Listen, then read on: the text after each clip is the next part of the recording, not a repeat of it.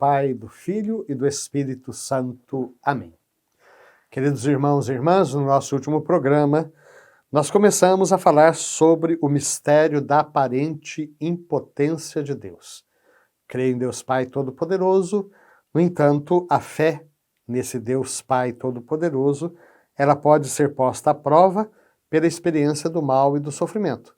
De fato, existem certas circunstâncias em que parece que Deus, na verdade, não pode fazer nada contra o sofrimento.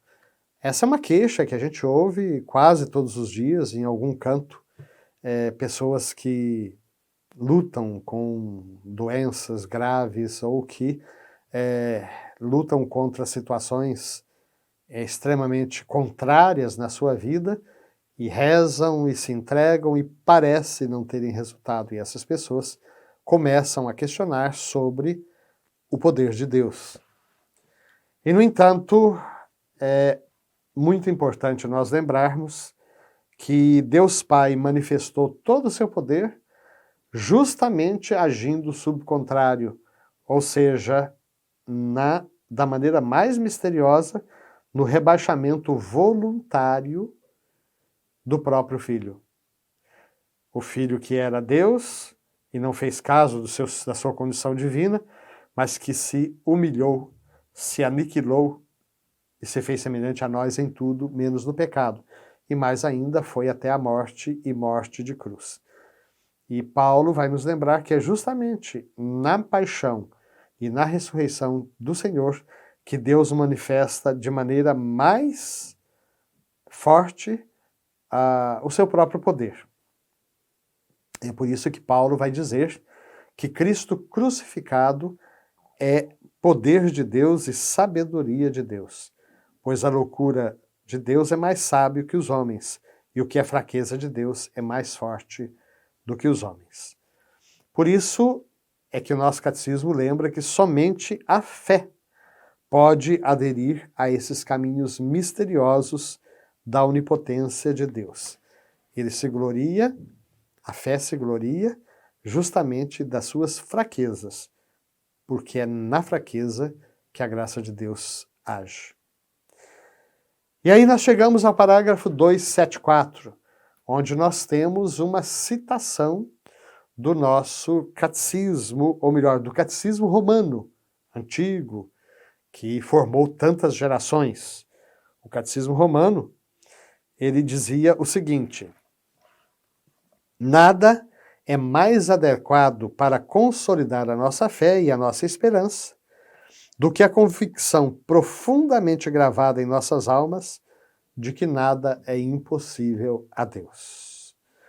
Pois tudo o que o credo vai nos propor a seguir, porque crê em Deus Pai Todo-Poderoso, é apenas o começo do credo.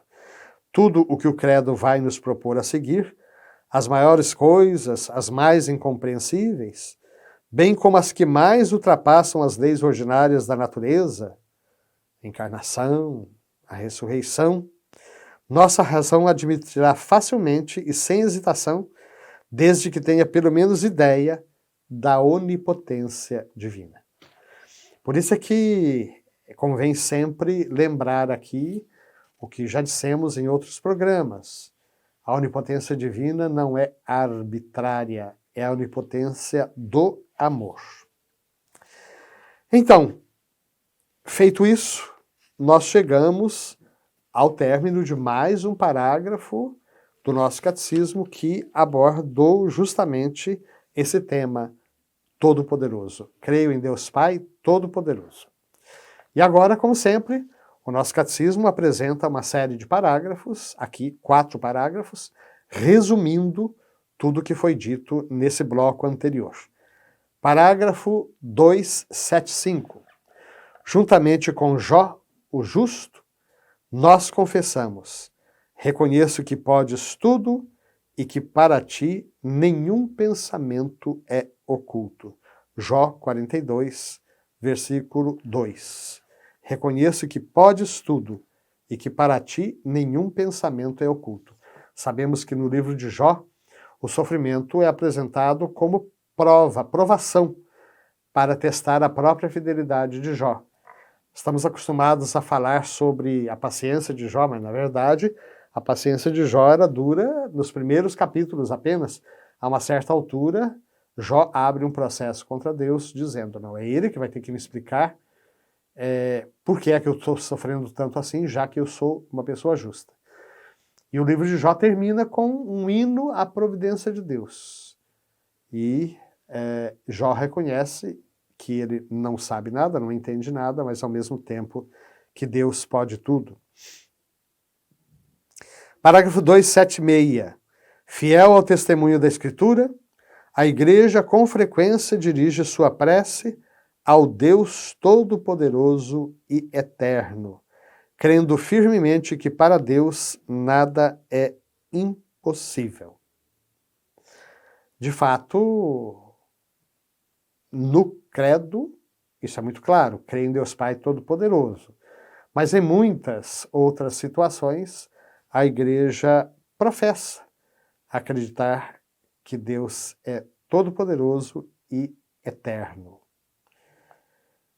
Para Deus realmente nada é impossível, é o que nos ensina o anjo Gabriel no momento da anunciação. Parágrafo 277. Deus manifesta sua onipotência, nos convertendo de nossos pecados e nos restabelecendo em sua amizade pela graça.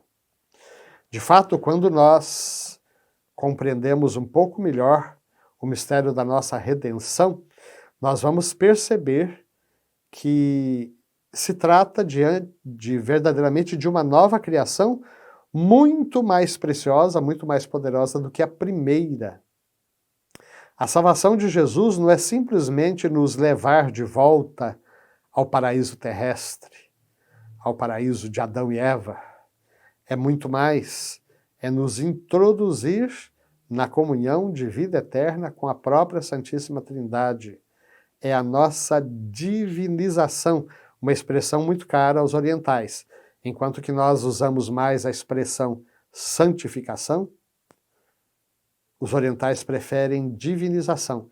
E isso está presente na nossa missa, né? Por exemplo, no ofertório, quando o padre ou o bispo misturam a água, uma gotinha de água no vinho a ser consagrado, ele reza: pelo mistério desta água e deste vinho, possamos participar da divindade do vosso Filho, que se dignou assumir a nossa humanidade. Então, Deus manifesta a sua onipotência nos convertendo dos nossos pecados e mais ainda nos restabelecendo em sua amizade pela graça. E aí o nosso catecismo traz uma oração do tempo comum, do 26º domingo, a oração do dia. Ó Deus, que manifestais o vosso poder, sobretudo na misericórdia. Parágrafo 278. Se não crermos que o amor de Deus é todo-poderoso, como crer que o Pai pôde nos criar, o Filho nos remir, o Espírito Santo nos santificar? Aqui o texto recorda aquela citação que vimos agora há pouco do Catecismo Romano. Quando nós acreditamos que Deus é todo-poderoso, que Deus realmente é onipotente, fica muito mais fácil acreditar em todas as outras verdades professadas no credo. A encarnação, a paixão e morte de Cristo por amor, a sua ressurreição e a constituição da Igreja, dos sacramentos, a nossa santificação, a nossa divinização e, inclusive, a vitória final, quando Jesus virá a julgar os vivos e os mortos. Nós queremos, então, agradecer por essa caminhada que o Senhor nos concede até agora e pedir que Ele nos abençoe, juntamente com as nossas famílias, que o Espírito nos abra para acolher a sua verdade. Amém.